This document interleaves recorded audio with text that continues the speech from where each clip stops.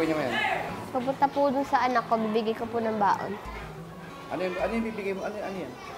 Bigay po ng kaklasmate ko. Yan? Opo. Saka ito pong dos, binigay din po sa akin. Inaaya po ako sa kantin para daw po pumunta dun.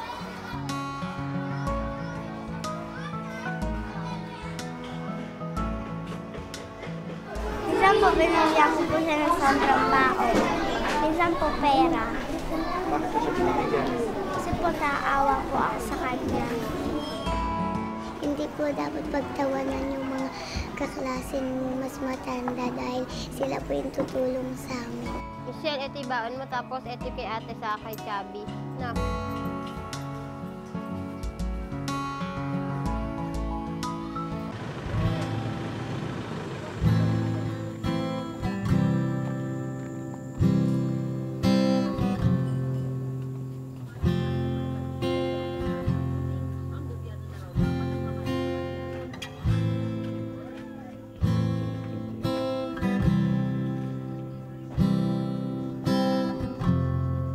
Nagsaing ka na, kulig?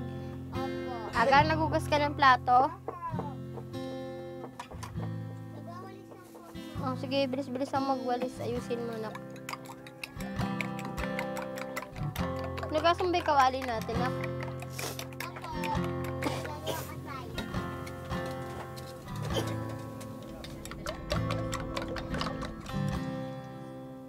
Naka-20 ka ba dun sa ano? Patingin ko nga nung ano mo, yung sa mat mo. Ano po, very good po ba? Up to 20 lang po yan eh. Naka-13 ka. Opo. Oo, very good na yun, anak. Kasi mama, di ba sabi mo wag 0 lang? Oo. Okay lang kahit 13, mama? Ha? Okay lang po kahit 13. Oo, pero kung kaya mo mas mataas pa dito, okay lang. Kahit na ano, kailangan mas mataas pa sa susunod. Opo. Pagkatapos mo magluto, anong gagawin mo? Gagawa po ng assignment namin, mag-iina. Ganun po. Pero siya po, nagpa-practice na siya para alam na niya kung ano yung sagot. Di ba may exam ka bukas? Kailan ka magre-review? Ngayon po, kasi po nandyan na yung test nila kaya pwede ko naman po yung basa-basahin. Nakakapag-review ka naman pag may exam bukas. Opo, gabi. Pagkagaling ko po dun sa bawangan, pagkakain po namin. 13, 14, 15, 16, 17, Michelle, ano yung ginagawa? Nag-ano po, nagbibilang po ako. Tinuturoan mo yung ate mo? Opo. Ikaw lagi nagtuturo sa kanya. Opo. Ba't, di ba mas matanda siya? Ba't ikaw nagtuturo? Kasi po hindi pa po siya sanay. Punong-puno naman to sinaing nyo. Baka mapanis to. Sayang naman. Ay.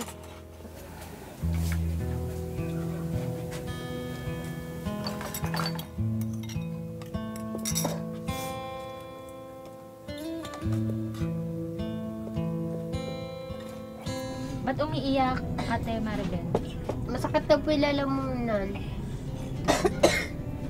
Baka magkakasakit? Opo, parang magkakaano na kakagaya sa akin. Parang hinihingal. Ba't hindi pa uminom ng gamot? Wala pa po ang pambili Saka may nahihingian naman po Bukas po, pupunta ako doon. Di ba may hika din sa kamo? Opo. Kailangan nga po namin ng nebulizer mag-ina kaso lang po, hindi pa po ako nakakasulat kamay nangangailangan po siya ng nebulizer. Pero kompleto na po yung papel na may asma nga po siya, ganun-ganun. Ba't di mo pa nagagawa yung sulat?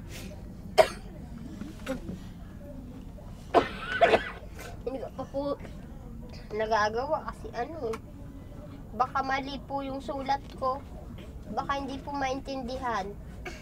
Yung po. Kaya po hindi ko pa po nagagawa.